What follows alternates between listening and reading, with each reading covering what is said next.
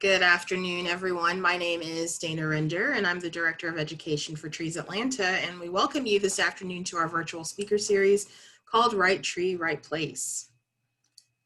So for those of you who are not familiar with Trees Atlanta, our mission is to protect and improve Atlanta's urban forest by planting, conservation efforts, and also education programs.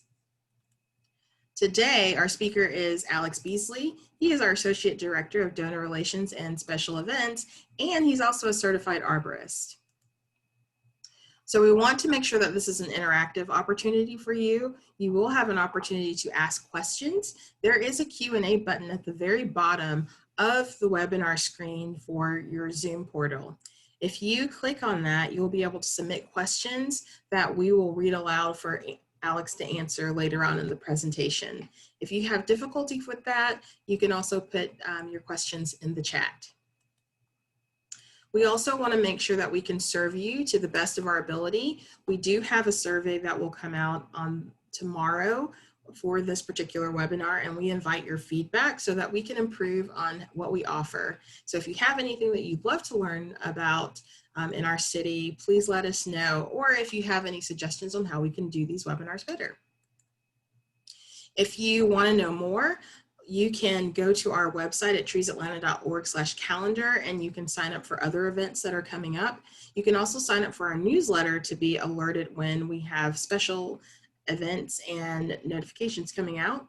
You can also go to treesatlanta.org/tree sale if you're interested in ordering any particular tree species. We have that going on now. Pickup will be on October 3rd, and we'll also have a second chance sale for any of the plant material that we have left over from the initial sale. That will be in person on October 10th at the Carter Center. Other events that are happening, we have a virtual pruning class, so if you're interested in learning about pruning your trees properly, we have an Ask the Expert with Lacey Padavina from the Department of Natural Resources to talk about bats coming up, and we also have another Grow and Learn, which will be in conjunction with Concrete Jungle. You can go to our website, and you can also find us on social media at facebook.com. We also have Instagram and also Twitter. So now I'm going to hand it over to Alex. He's going to talk to you about where you can plant your trees and choosing the right tree for your yards. All right, hopefully everybody is able to see my screen and hear me and all that good stuff. Let me get this going. Dana, can you see and hear me? We good to go? I will assume that that is a yes. Good. Yes. Good afternoon, everybody. As Dana said, my name is Alex Beasly. I'm an associate director over here at Trees Atlanta. I'm also an arborist, so I like to think I kind of know what I'm talking about when it comes to trees. So I'm going to try to make this as informative and as fun as possible.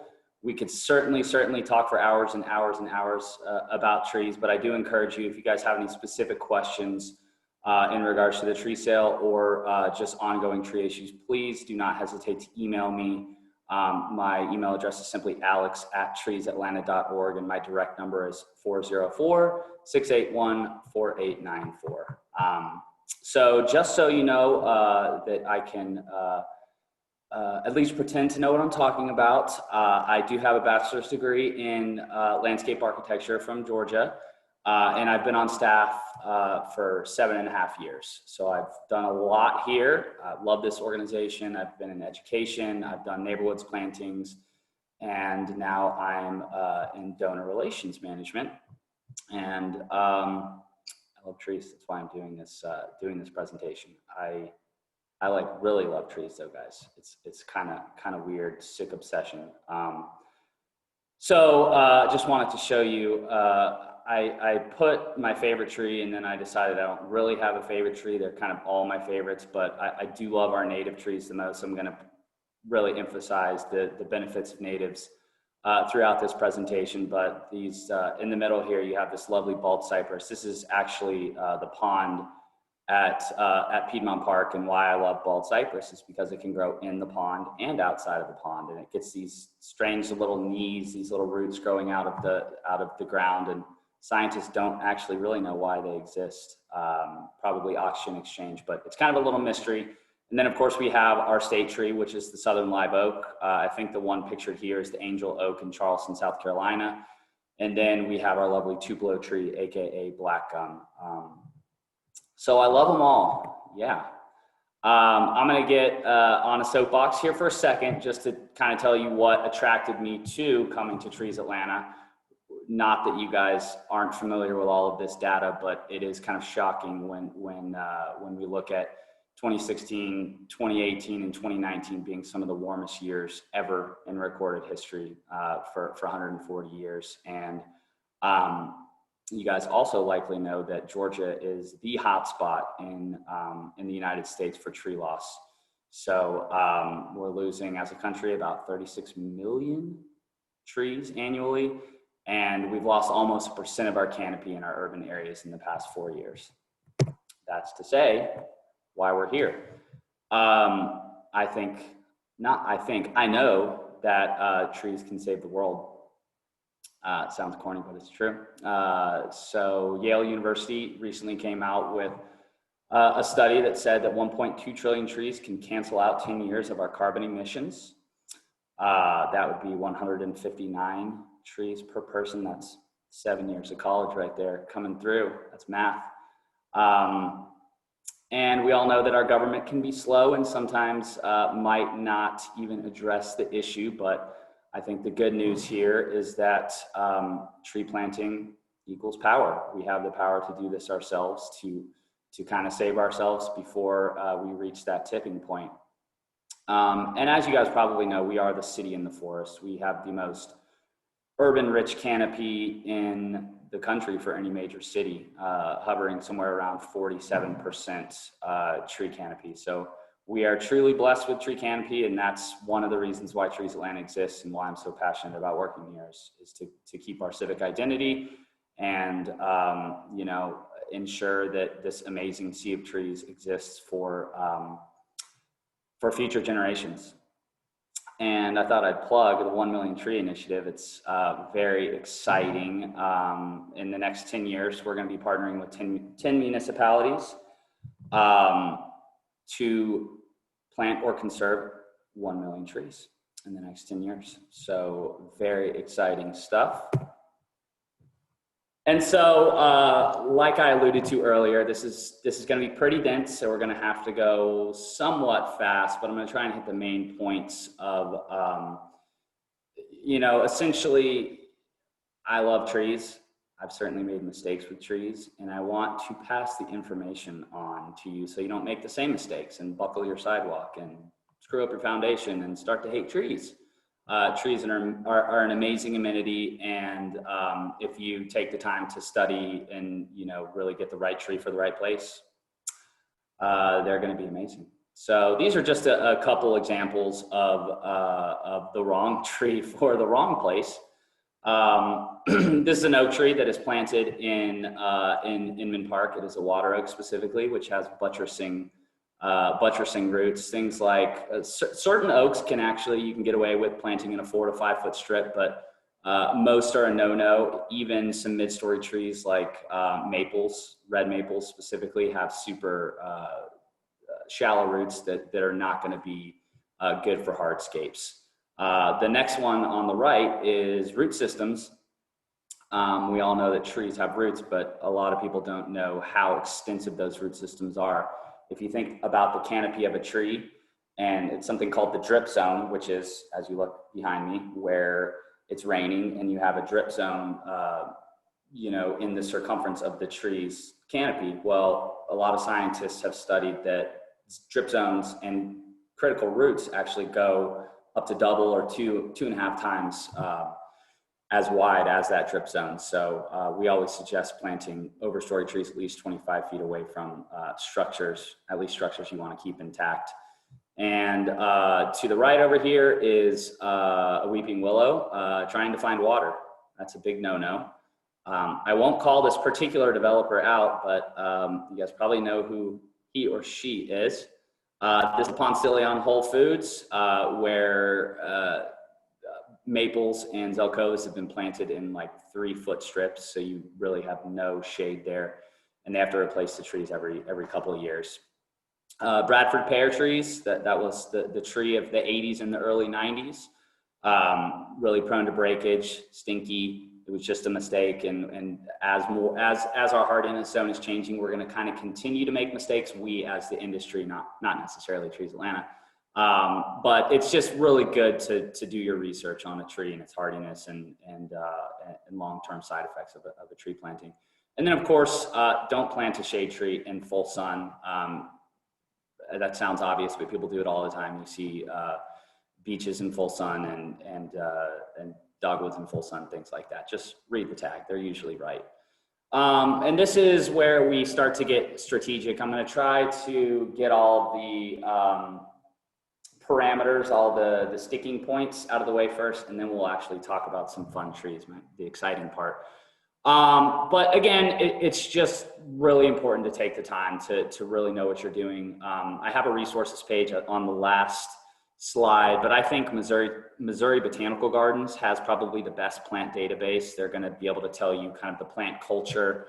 And if the tag isn't extensive enough that you purchase a tree on, go look at Missouri Botanical Gardens. And also at our tree sale, we have lots of arborists and landscape architects and tree nerds like myself wandering around to answer questions. So yeah, they can really make a big difference in a community, but they can also be a hindrance if they're not done correctly. So I like to think about, first of all, you want to, if you go to the tree sale and you're trying to make a selection, you need to think about where it's going to go, what the function of that tree is going to be. So do you want fruit production? Do you want pollinator production?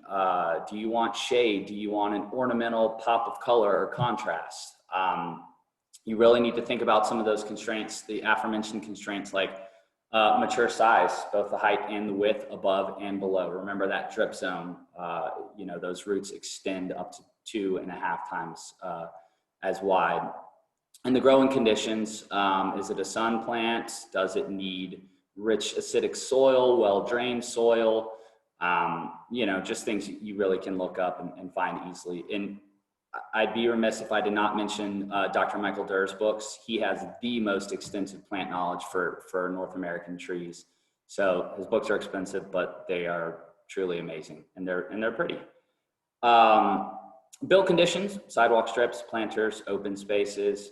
And this is an interesting one. This species diversity is more so for the 30-20-10 rule, which is more so for widespread urban tree planting plans. It's okay to do a single species in your yard. If you love white oaks, which everyone loves white oaks, and you want 3 white oaks in your yard, that's totally fine. But if we planted only white oaks and only redbuds in the city of Atlanta, and then we had a pest that came along and wiped them all out, Dutch elm disease is a great example of that. That's the reason the 30-20-10 rule exists. And in an urban planting, you don't want any more than 30% of any family, 20% of any genus, and 10% of any particular species. And ecology. We all know what ecology is, but beyond thinking, especially when we live in a city, I think it's thinking beyond ourselves and our yards. In a city, we're not in a bubble. So what you do affects your neighbor, affects the person down the street, affects us all. So if you have that opportunity to plant maybe a really great pollinator tree, a linden or a black gum, something like that, why not take that opportunity? And then aesthetics, of course. I'm a tree nerd. Flowers, form, fall color, fruit, everything. They're just amazing. This is a very dense page, so forgive me. Utilities, call utilities. You don't want to deal with what I've dealt with in my time in neighborhoods. It's not fun to hit a pipe. And sometimes even if you call 811, it's going to happen, but at least kind of it protects you liability wise, which we always call 811, by the way. Power lines. This is really, really, really important. Not all overhead wires carry power. We have usually, unless you have buried power lines, if you're one of those blessed neighborhoods, usually you have 2 sides of the streets. They both have poles, and one is going to carry your telecommunications lines, and one is going to be your power. The power is usually bald, as in it does not have a black rubber coating on it, and usually sits about 30 feet high, excuse me. And whenever you're in doubt, just really look down your street and see if Georgia Power comes and prunes the trees that are growing into the line, because the telecommunications companies usually do not prune for those lines. But beware, the power does jump across the street. Just see where your line to your house is jumping from. Let's see. 30-foot transmission, 60-foot transmission. Just want you to know that Georgia Power certainly reserves the rights to protect, and we all love to have power at our house. So that's why it's really important to really study the lines in front of your house if you're going to be planting anywhere near the rights of way. Water meters, plant at least 5 feet away from water meters. Some of these plants are okay with 5 feet, crepe myrtle and things like that. Some of your smaller species, but it's probably good to go 7.5 to 10 feet, especially if you're going to be planting an overstory tree. And then gas, water, fiber, should be buried 2 feet deep, but again, we have to rely upon the contractor. So it's just always good to call 811. You do not want to avoid that headache. A really important thing if you're going to be planting in your yard, and something that our neighborhoods and our urban tree coordinators really keep in mind, are visibility. Again, we want these trees to be an asset. Trees are an asset, but if you put them in sight lines of, say, pedestrians or vehicles, then that's not an asset, that's a danger, right? And then again, the proximity to structures, just be smart where you're putting these trees.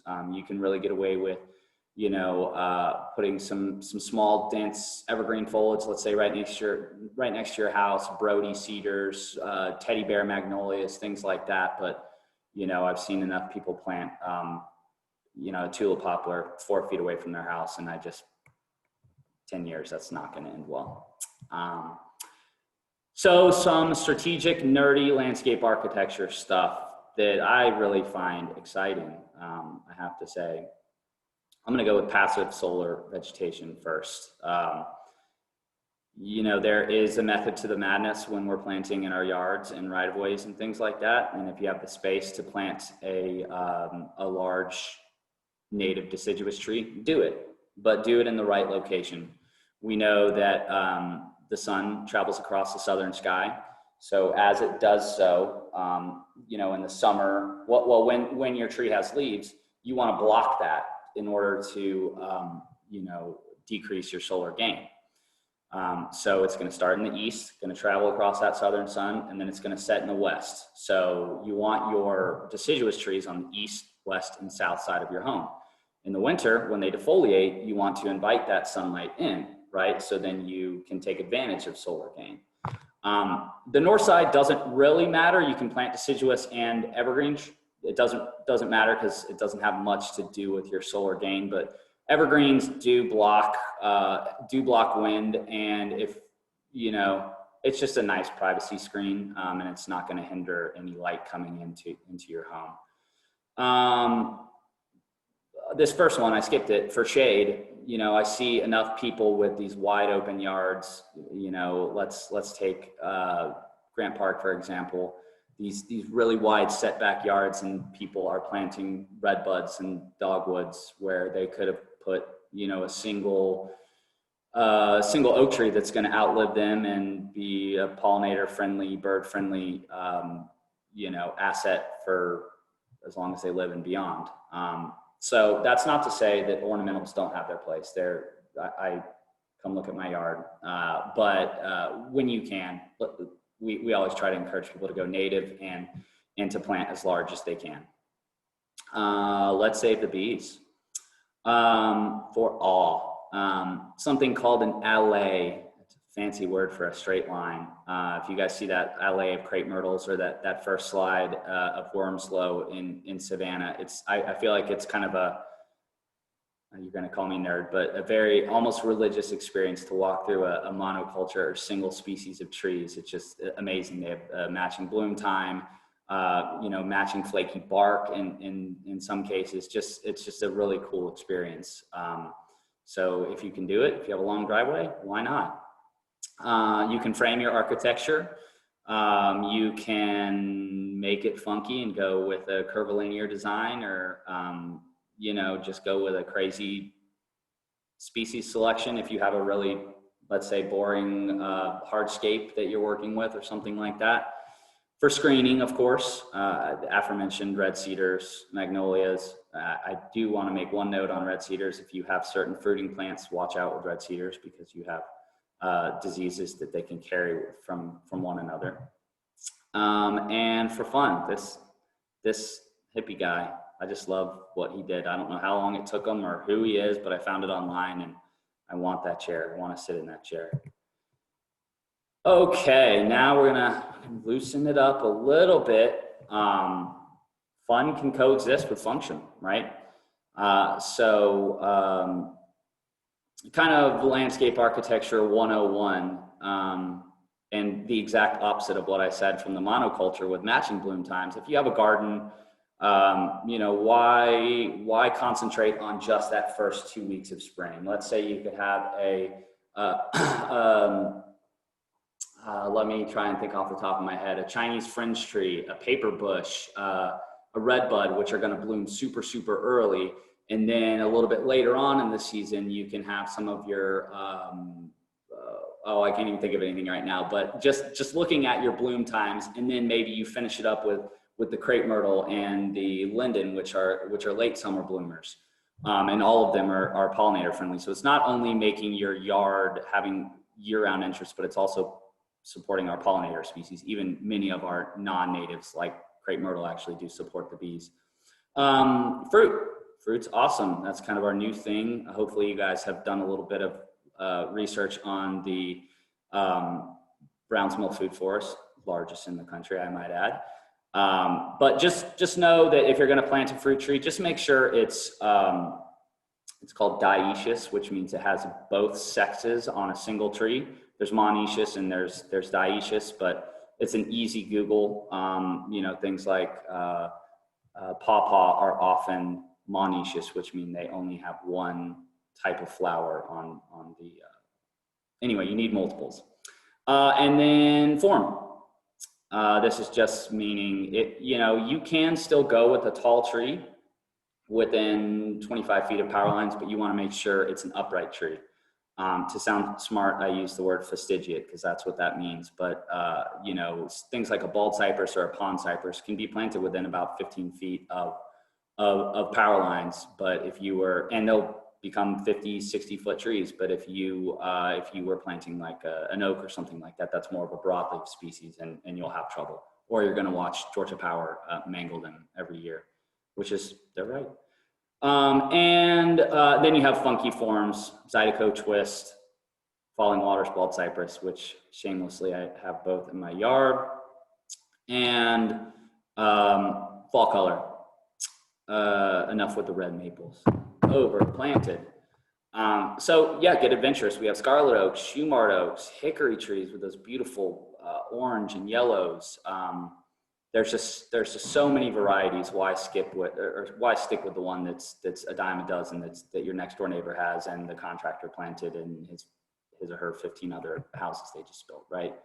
Okay, I promised you I was going to talk about some actual species. I believe that many of these species are still available at the tree sale, and if they're sold out for whatever reason, we can work something out. Just email me. But this is a really unique looking species to me. The way that I have this broken down is kind of bushy species, traditional understory species, mid-story species, and overstory species. So hopefully you have in mind what your yard looks like and what you might be looking for to plant. But I like to think of all of these shrubby species to be put in, well, really anywhere in your yard, but I'm a child of our neighborhoods program, so I think of strip sizes.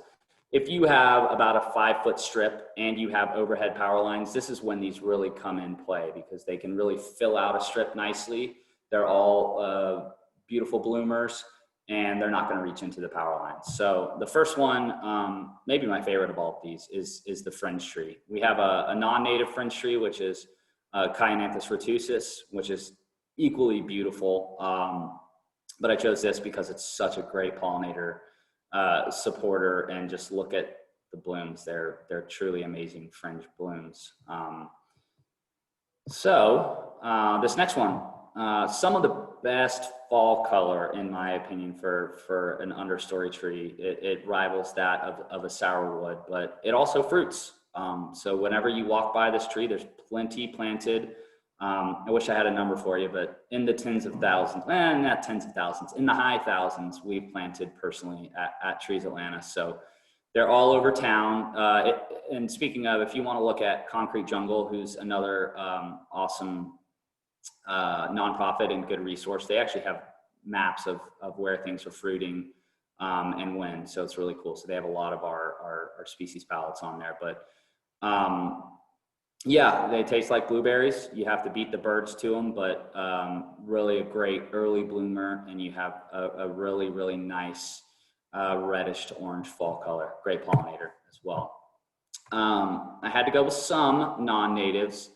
You have things like the Little Girl series, which is Jane and Anne and other little girl names. Why they named them those, I'm not really sure, but they Asian magnolias are, I would say, probably our earliest bloomers, in the spring. And while things are still a little bit depressing outside and everything's defoliated and it's still a little bit cold, you have these ladies shining through for us. So they're actually also pretty good pollinators, but not quite as good as some of our natives. So, and there's just tons and tons of crosses, hybrid varieties, and things like that, a lot of which we sell. Smoke tree.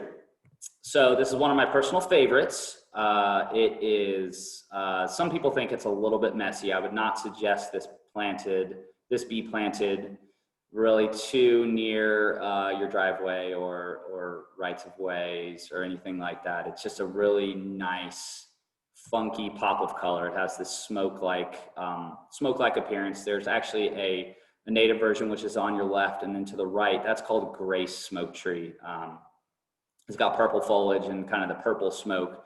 But anyway, Cotinus, it's just a really unique species. I don't think there's anything like them down here. And Japanese maple. My coworkers, they're all native nuts, which I am as well. I love natives, but I also have a particular affinity and love for Japanese maples and Japanese gardens. They calm me for some reason. They have amazing fall color. We do sell some of these at our tree sales yearly. Again, we try to concentrate on our natives, but I just had to add the slide. I'm sorry. It's, Japanese maple is so exciting because they have so many different varieties. You have two different species. You have palmatum and japonicum, and I'll stop hammering on about Japanese maples. Other notable species, you have your windmill palm, one of the only palms that's going to grow down here. Bottle brush buckeye is really cool because it looks like a little bottle brush, and it's a nearly native, I believe. If you guys ever walk on the belt line over by the King of Pops on Elizabeth Street, we have a lot of Chickasaw plum planted, and they are one of those dioecious trees that have both sexes on one plant, and they go nuts. They not only flower amazingly, but you're going to get more fruit than you can deal with if you have one or two of these. Witch hazel, just beautiful yellow fall color, really cool fringe-like flowers. Native azaleas, much better than our Japanese and Chinese, and in my humble opinion, they just really pop, and they get a little bit larger as well. Oak leaf hydrangea, it's not a tree, but it is the go-to shrub in my opinion. Great pollinator, just year-round, amazing interest. And then sumac, if you want to do something good for the birds, plant sumac, and just kind of a really unique flower going on there. It's a flower and a fruit at the same time, and That one I believe is smooth sumac. It might be staghorn sumac, but it's just a really interesting tree, and it has great red fall color actually. You guys all probably know these trees. We'll go over them anyway though. Understory trees, for the most part, we try at Trees Atlanta at least to plant single stem understory trees because of right-of-ways and things like that. But a lot of, I mean, categorically, all understory means is under 30 feet, under 25 feet in height. Those things that you can get away with planting under power lines and or near power lines. One of our go-to natives is the red bud. We offer a lot of these at the tree sales. Merlot is year-round purple foliage. They have some weeping versions of that. Black pearl. There's a bunch of others, but Rising Sun is the one that everybody calls us about and asks about the Dr. Seuss tree. Rising Sun is, these are all cultivars. They're all natives. You know, there is some question about the efficacy of their pollinator support, I guess, since they're not a true straight species. But the word is still out on that, so we're not quite sure. And Tennessee pink just has a little bit brighter pink flowers than the standard Cercis canadensis red bud. There's many more. There's one flamethrower. Look that one up. That's brand new from the guy that created the Rising Sun. It's a truly amazing looking tree. Okay, dogwood. I have very mixed feelings on dogwoods, as do our entire staff, because we've planted so many of them and so many of them have gone the way of the buffalo. I think we can all agree that it is one of the South's signature trees. However, its hardiness is probably moving more Appalachian. So they're not living as long. They're getting diseases like anthracnose. There are certainly cultivars and hybrids that have helped us keep our lovely dogwood tree intact here, but we've started to plant a little bit more of the Japanese variety called the Kusa, which is beginning to have its equal problems. However, that is to say, I don't want to discourage you trying to plant this tree. We offer them in 7 gallons. Plant them small and they should be okay as long as they're given ample shade and really good drainage. But as for really hot, intense sun, don't try it. It's not worth it. Okay, two-winged silverbell. This is our co-executive director, Greg Levine's, I think it's his favorite understory tree. It might be yellowwood, but he plants these all over the place, and it's a really good alternative to dogwood. It's a little bit tougher, also pollinator friendly. Also, you have these nice, beautiful pendulous white flowers. And it does actually get fairly large, so you could probably consider it a small mid-story tree. We have planted them under power lines, but if it's really happy, it actually can reach above and will need to be pruned, unfortunately. Okay, crabapple. Don't plant cherry trees, everyone. Why plant cherry trees when you can plant an equally as beautiful and actual ecologically beneficial cousin, which is the crabapple? You know, yes, crabapple fruits and no one likes the fruit, but what I do with crabapple, if I find it, is you can make reductions and things like that out of it. They're very tart initially, but if you boil them and put a little sugar in them, good jam. And it's just it's a great tree. Cherry trees don't live that long anyway. You know, crabapple is going to live long, support our birds and pollinators, and just as pretty. Come on, stop with the cherries. Controversial. Here we go. I'm going to stick up. I'm going to stick up for my friend crepe myrtle here. Crepe myrtle is the toughest tree. We probably all know that. As some of your neighbors, hopefully not anybody who is a participant today, chops the heads off of them. That's called pollarding and or topping the tree, and somehow it still survives. You might shake your head whenever you see crepe myrtles planted, but there is a reason that we plant and other people plant crepe myrtle everywhere. It's because in a really urban condition with reflective heat, drought, flooding, everything that goes along with that, compaction, whatever, cars hitting it, this tree will survive. This and a handful of others, trident maple, Perodia, some other exotic species. But, you know, you have to admit, you don't have to admit, but it is a beautiful tree. Again, you have those late summer blooms when really nothing else is blooming. You usually have some attractive bark, which gives you interest in the winter. And you have this really kind of muscular species. That is, of course, if you don't top them, they're just a beautiful, beautiful tree. If you want to see, in my opinion, the best example of some non-topped crepe myrtles, corner of where Moreland becomes Briarcliff as it crosses over Ponce de Leon, where there's that new development in the old church. They have some on the corner that are probably 40, 50 feet, and they've never been topped, and they're absolutely gorgeous and super muscular looking. Okay, and some other notables. Sassafras, my colleague Susan's favorite tree. It's where root beer comes from. I think, yes, it is where root beer comes from.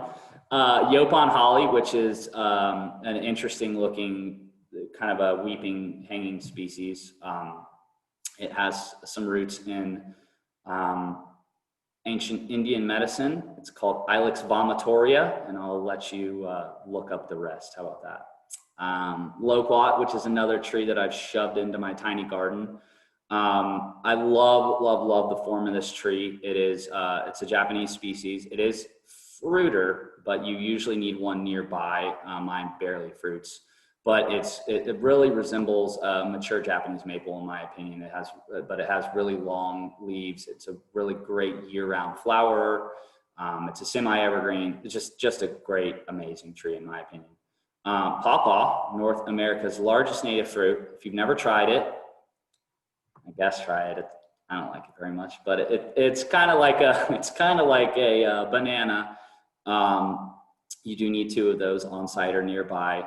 But again, even if you're not going to eat the fruit, it's a really awesome looking tree, really large leaves, and pollinators, especially beetles and flies, love it because its flowers smell like death, which is on purpose, as a matter of fact.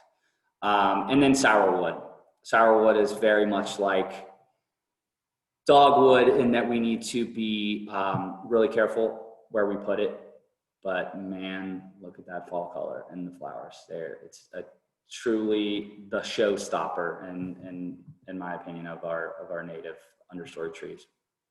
Now we're on to mid-story. I need to look at the time. Oh, we're doing good. We're doing good. Mid-stories, anywhere from 30 to 60 feet in height.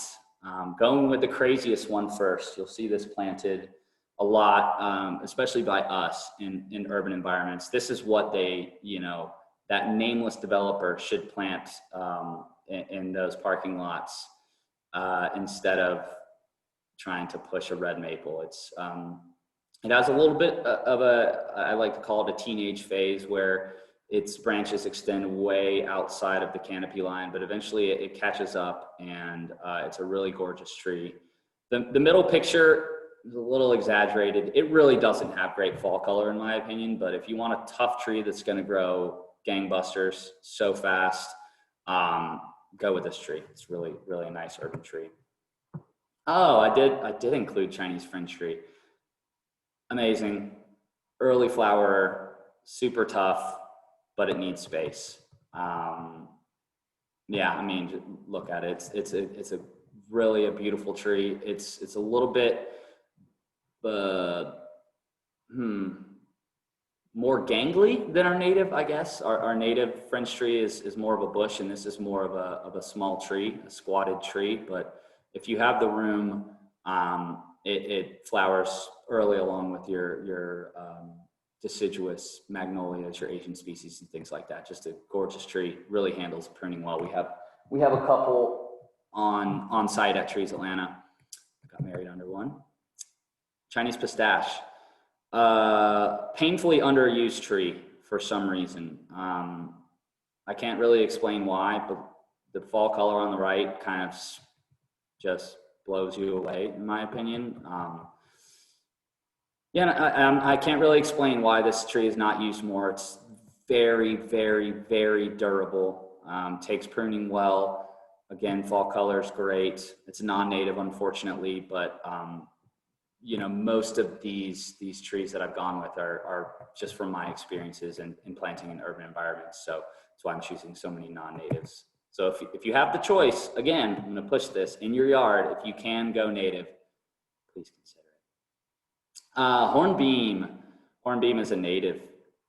Oh, that's hop hornbeam. I missed a whole syllable there. Hop hornbeam. Why is it called hop hornbeam? Because the flowers, the pendulous flowers, look like the hops that are used in beer. You know, to differentiate this from our normal hornbeam, which is carpinus, we have a little dorky phrase here. Australia likes it drier, so you can plant it in a little bit drier conditions, and it's a really tough tree. It's a little. Oh, I even put the Australia likes it dry.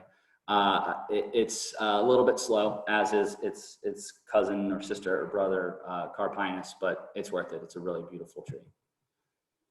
Sweet Bay Magnolia.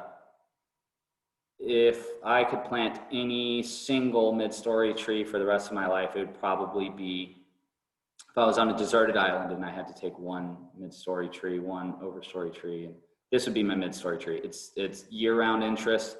It's really considered semi-evergreen, so it's gonna be dropping some leaves, but it replaces them immediately. Great screen tree, amazing, beautiful smelling flowers. Takes pruning well, can get it in single stem or multi-stem. Again, painfully underused tree. We offer many varieties of this at the tree sale. I love it, great tree. Other notables, I mentioned Perodia already. I mentioned hornbeam. Perodia has really, really great fall color. As you come out of the Krog Tunnel and go towards Inman Park, there's 4 or 5 on your right in Inman Park, and it's a really great, tough tree. Big leaf magnolia, just know that if you have an exposed site, bigger leaves mean more wind. You know, it's the opposite of a palm tree. You know, the bigger your leaves, the more wind is going to damage them. But if you have a little bit of a shady spot that's protected, go with it. And I think I need to hurry up a little bit. Tupelos. Okay, so this is what I think of cherry. Flame burns twice as bright, but its life is half as long. It's very prone to disease. It's just they have their place, but I would much rather plant a crabapple tree. Weeping willow. Salix babylonica, I just like to say that. Rubber birch will grow pretty darn tall. It's got that really cool flaky bark and can really live in those conditions, just like bald cypress, kind of in the water and out of the water. There's a variation called Dura heat, which does really well in our droughts. And then Georgia oak. If you can find it, get it. It's a really cool, rare species that grows on granite outcrops. It will, of course, grow in your yard, and it has a maximum height of, I think, 25 feet. Really, really unique oak tree. And now to our overstories. This is called the king of the forest.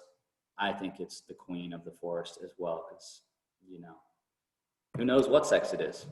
So king/queen of the forest, white oak, amazing tree. The best bang for your buck. You're going to do the most good from planting this tree for pollinators, birds, caterpillars, etc. Shumard oak, great fall color. Live oak. We can grow live oaks, guys. You just need to have a lot of sandy soil, so you're going to have to backfill your hard pan clay. It doesn't want to live in wet feet, they call it. So it's going to take a little extra work, but you can actually grow live oak. But why do it? Just go with a white oak, Shumard oak, overcup, something like that. Tulip poplar. It's called tulip poplar because its flowers look like tulips, but it's too tall for you to even see them most of the time. Why I love this tree is it just grows straight up. You'll never have to prune it. It's going to be so fast, and just like all of these other overstory trees, it will be a legacy tree and live into our children and hopefully grandchildren's lives. Beech tree, mwah, what a beautiful tree. Shade, grow it in the shade, at least partial shade. It is, if you take the pruning classes, this is While technically it is an X-current tree, if given full sun, it will act as a D-current tree, meaning it will have many leaders. If you look at that picture on the left, that is not a structurally sound tree because it's grown in full sun. So you have one single pressure point right here that is going to fail someday. But this on the right, hopefully you guys can see my mouse. This grew in shade with competition. So it actually grew with a single stem and it pruned itself, you can see. But anyway, it's a fantastic tree, super slow growing though. And your nerd word of the day is marcescence. It actually keeps its leaves well into winter. So it kind of acts as an evergreen tree. Black gum, how I love thee. This was included in my top 3 favorite trees of all time. It fruits, amazing fall color. Needs a little bit of pruning love. It can act as kind of that decurrent tree again, but just a really great bee tree. We all know what Tupelo honey is. That's what Tupelo honey comes from, the pollination of this tree. Okay, again, controversial. I know we don't like the gumballs, everyone, but fall color, purples and reds and oranges and yellows. Oops, I got so excited I hit the next one. Great tree, great for birds. They have some variations that don't fruit, but if you can stand it, if you have a nice wide open spot, plant this tree for birds. It's a great tree. Other notables, sorry, there's so many. I'll go through them fast in about 5 minutes. Bald cypress, I won't talk anymore about that. Sycamore, if you have a nice wet area, go for it. Dawn redwood's really exciting. If any of you live in Decatur, go, I think it's a Wells Fargo over there. You can see it just as you cross over the crest of Ponce de Leon. There's just about a 120-foot tree popping out there. There's one in that you can see in Midtown that grows in the Atlanta Botanical Gardens. It's just a huge towering tree that they thought was extinct. Ginkgo, we all know ginkgo is medicinal, but also, great yellow fall color. Red cedar, we all know that one. Southern magnolia, great tree. Just know that it's going to take over your yard, but it's a great climbing tree if you have kids. I speak from experience. American holly, it's not the prickly Japanese one. It's just a really beautiful tree form. Also great for birds, great for reeds as well. American linden, the bee people love this tree. They call it summer dearth. Meaning it flowers late in summer where everything else is done blooming, and it kind of is that last bit of food for the bees before they go bye-bye. Hickories, we've already talked about hickories. Mwah, fall color, lovely. Sugar and red maple, they have their place. Sugar maple is probably going into an Appalachian species along with our dogwood and some other species. And then American elm. American elm, we have varieties of American elm that are not succumbing to Dutch elm disease, such as Princeton elm and some others. And take pruning 103 if you're going to plant an American elm, because they do need a little bit of extra attention with pruning, but it's a truly fantastic tree. If you've ever been to Candida, we have an LA of them, and they're gorgeous. I would be remiss as your associate director of donor management if I did not, again, just mention the tree sale. All of the proceeds go to our programming, both educating and preserving our forests, educating youth and adults like yourselves. And I just wanted to show some pictures of, there's lovely Lawrence. He's one of our long-term volunteers. He was our volunteer of the year, I believe, last year. He is a lovely gentleman. And I don't know if you guys can see this because I can't, but that's Susan, another of our associate directors, with her son, Robert, and her husband, Robert. Everyone's just having fun.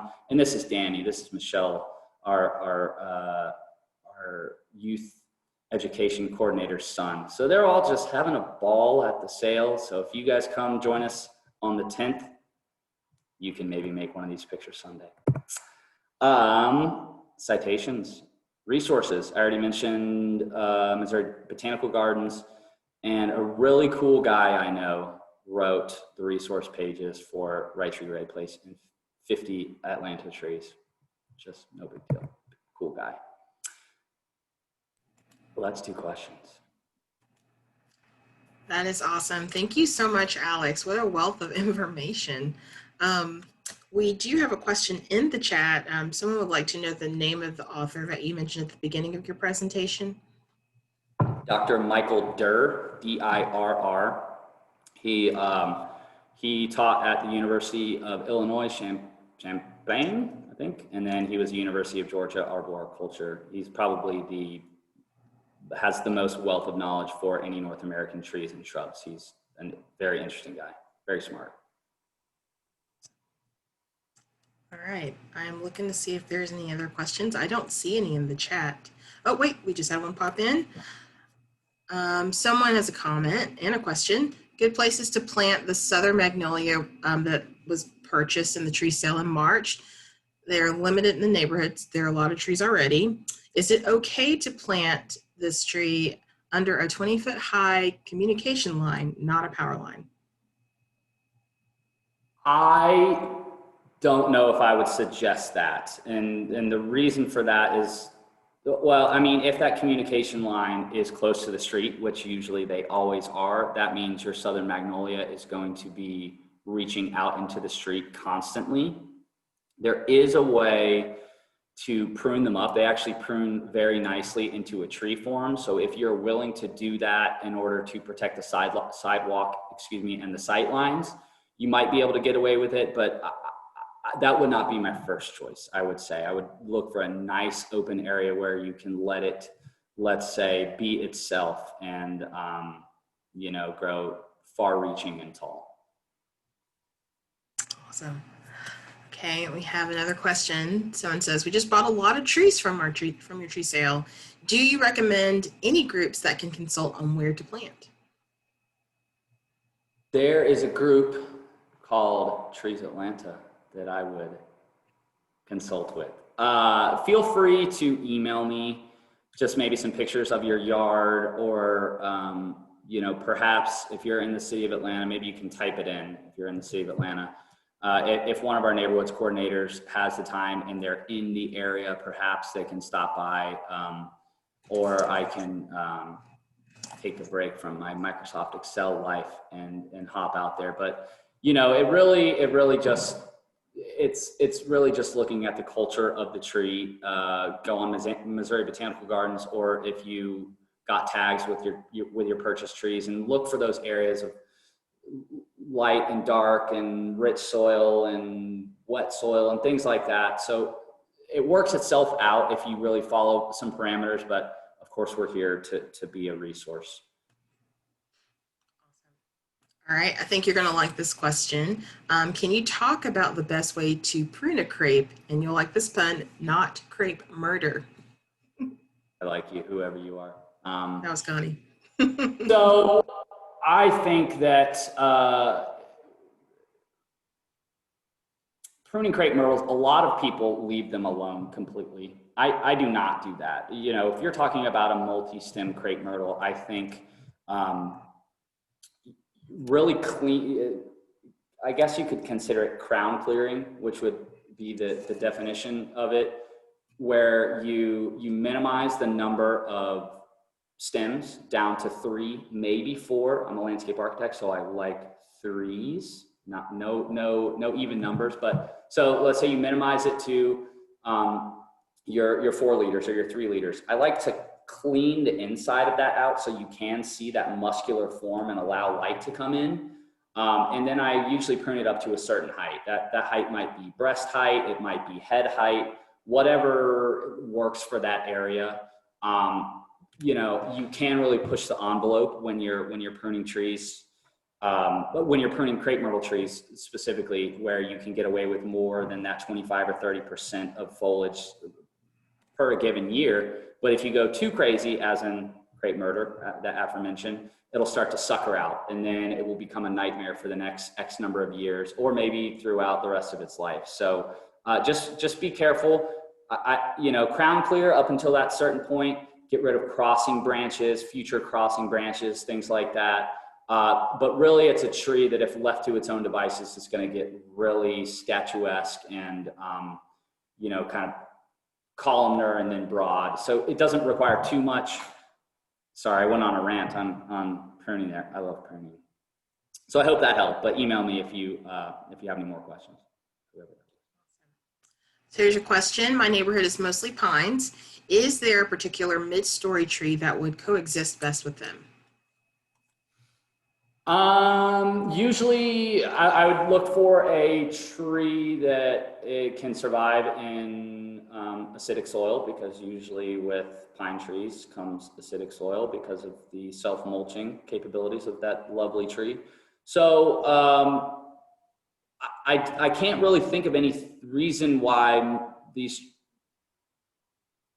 yeah, I mean, most understory trees should coexist really, really well with pine trees. I mean, if you think about the way that succession works, at least here in the Piedmont region, you have your shrubs, your sumacs, then your pines, and then you start to go to some of those softwood trees, and they do coexist, they cohabitate in a space. So, you know, the only trees that I think really that you need to watch out for that won't allow for coexistence are things like black locusts and certain walnut trees, because they have a certain pheromone they shoot out in the soil that doesn't allow other things to grow up around it. I forget what that word is, but yeah, you really should be fine as long as the species can survive in somewhat acidic soil.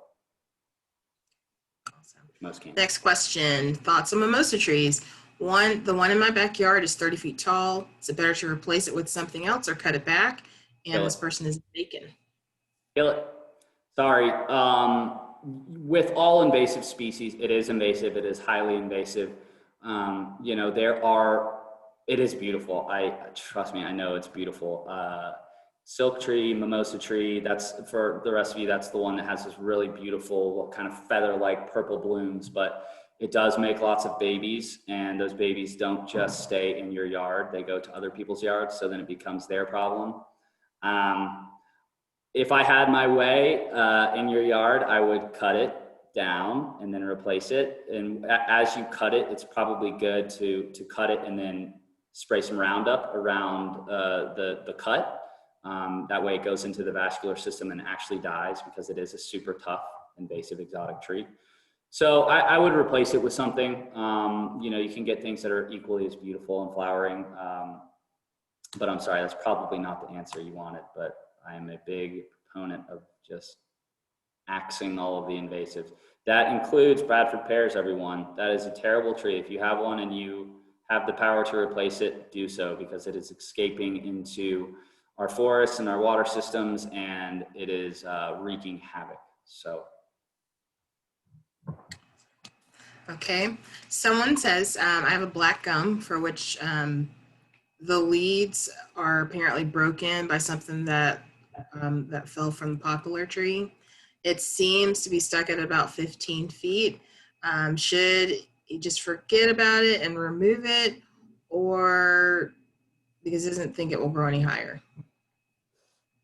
If it got rid of the apical leader, well, you know, black gum is a tree that really struggles to maintain a single apical leader, as in that single dominant stem, single dominant trunk. So I would think you leave it alone and it will recover. It might take 2 years before it starts putting back on upward growth. What it's probably trying to do right now is panic, and instead of creating new shoots altogether, it's likely going with secondary growth and scooting out. So I don't know when this injury happened, but when the tree goes dormant, what I would suggest doing is going and subordinating some of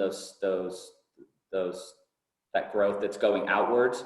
And what that'll do is it'll cause the tree to further panic, and knowing that its side branches have been subordinated or topped or whatever you want to call it, then it'll concentrate on its upward growth. And that's something that we do even with non-damaged trees in an urban environment, to trick them into growing up instead of them becoming lazy, essentially bushes. So yeah, take pruning 101, you'll learn that, it's great.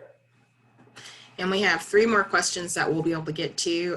One says, are there any thoughts on any oak trees to plant besides white, red oak, pin oak, etc.?